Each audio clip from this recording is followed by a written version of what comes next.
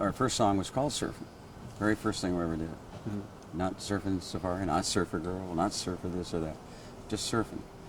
And it was a really charming little song. And it was actually went to the top 10 in LA and Detroit. Places like Detroit, Phoenix, Arizona, of all places. Yeah. So I thought, well, that's it. You know, that's great. It was a lot of fun. So I'll go back to school. Brian Wilson had another idea. Yeah. I read a little bit about you. So he said, hey, what are you doing there going back to school? I said, well, you know, I'm supposed to get a degree and become a dentist, a doctor, or something or other. He said, you can't quit. And I said, well, I'll be back. Something like that. And so I left for about a year and came back, and the rest is history.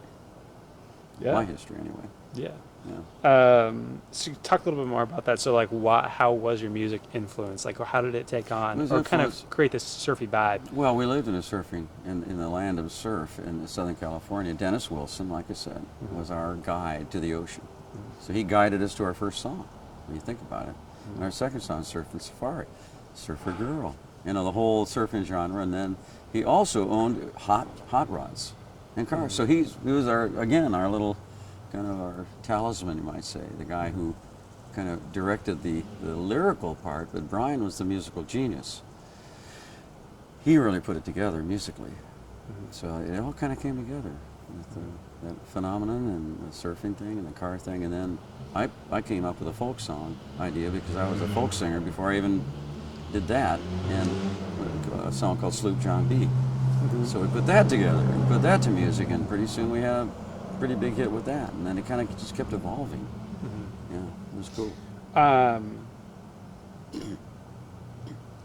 So as you were saying, it kind of kept evolving, and then you know what? It kind of grew into this bigger thing.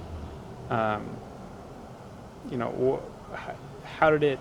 I don't know. Can you describe the evolution from, you know, we talked about that those early days, and then how did it land you here now? And now you're basically you're a folk teller. You're here in Morro Bay. Here in Morro Bay, sorry. Yeah. But you're saying you had those folksy roots, and then you went into rock, and you kind of created this rock band, and then now 50 years later, you're it's kind of coming full circle back to that folksy roots that you had. It is coming full circle. For you, at least. It's amazing, really, when I think about it. Yeah.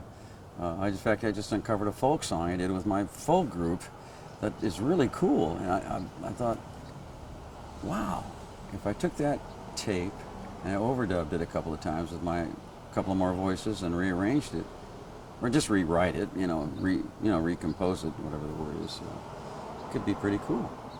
So I might actually have another folk song in the bag, which is kind of neat. So what does your show look like in regards to that? Like, you're one of your employees.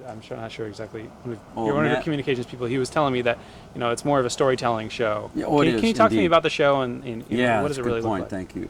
Yeah, we do. I tell the story of the making of the song, the very first song, Surfing, and the different eras that we go through, evolving from one place to another, from one era to another, until the final, my own personal album, which is called A Postcard from California.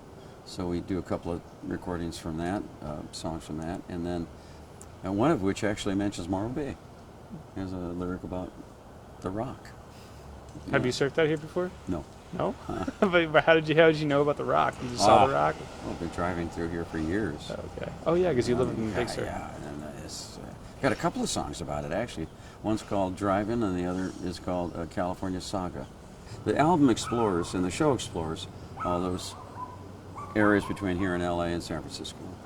So it's kind of like an essay. It's like a song essay almost. It's like a It's just kind of describing all these different parts of California, coastal California, we should say. Yeah, that's pretty cool. It's really neat, and it has a little map on the back of the cover, on the CD now. Of course, we still have CDs out there, and the little cover has all the points of interest along the coast where the songs are written about.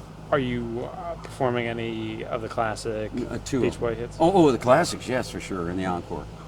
Yeah, and again, we take you through the stories, and we have a video screen, which with testimonials from different artists that describe their influence by the Beach Boys. So it's really cool.